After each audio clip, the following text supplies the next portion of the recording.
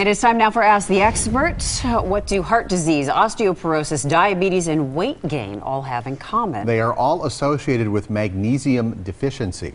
A registered dietitian, Lori Meyer, is here to tell us more about that connection and why we are so deficient in magnesium. I mean, it's not something you think of. Because it's not one of those nutrients that's talked about. We talk about potassium. Everybody knows eat a banana, get potassium. We talk about calcium. We don't really talk about magnesium, but it's as important, if not more important, than some of these other minerals because it's so involved in the body. But they're finding at least 68% of us are deficient in magnesium. That's conservative numbers. And part of the reason is that we eat so many processed foods. And when you process a food, you end up removing the magnesium. Our soils are not as rich in magnesium as they used to be, and a lot of the fertilizers are not adding it, so that could be adding to it. But then you look at all the drugs and medications that people take, and many of the drugs are going to block magnesium. We're not going to be able to utilize it. Same if you're overdoing calcium. A lot of people will take a calcium supplement, may not take magnesium or enough magnesium, and that's going to block the magnesium as well. And then certain diseases, if you have chronic disease, your body is just going to use more magnesium. So we can see it really is becoming more of a problem. So if you are deficient, what are some of the symptoms? Well, there are quite a few symptoms that you would think, well, you know, that could be anything.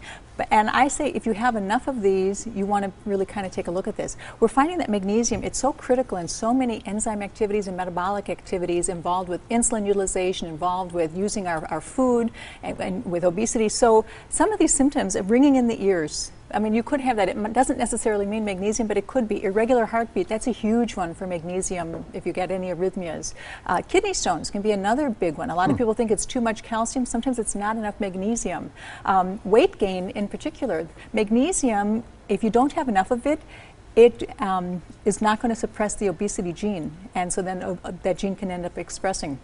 Migraine headaches are just regular headaches, insomnia, muscle cramps and spasms, that's a huge one for magnesium, anxiety, depression, I mean there's a lot of things. It's also really involved with brain chemistry and detoxification. So it's really, really an important mineral that we've been kind of skipping and missing. All right, last 30 seconds, let's run through some of the things we can bring into our diets to bring magnesium into our systems. There are actually quite a few things that you can eat. If you like nuts and seeds, good, because those are some of the best sources. I have pumpkin seeds. Surprised to see this right here. I have some watermelon seeds, sunflower seeds. Any seed is going to contain magnesium, and also almost all nuts.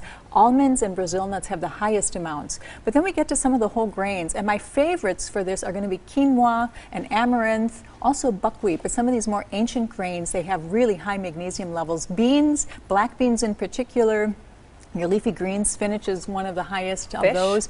Fish does, and the highest fish is halibut. So all you halibut lovers, make sure that you eat some halibut. And then quickly chocolate. And then chocolate. I mean, it contains magnesium. A lot of people think, oh, I'm craving chocolate. I must be magnesium deficient. Well, you probably are because most of us are, because it doesn't really have that much, but there is still a little bit of magnesium. So if it makes you feel better to eat your chocolate and say, I'm getting my magnesium, go ahead, do it. Lori, when we go to commercial here, I'm going to work on my magnesium deficiency. Got a question? Here's how you do it. Send an email or leave a voicemail at that number right there on your screen.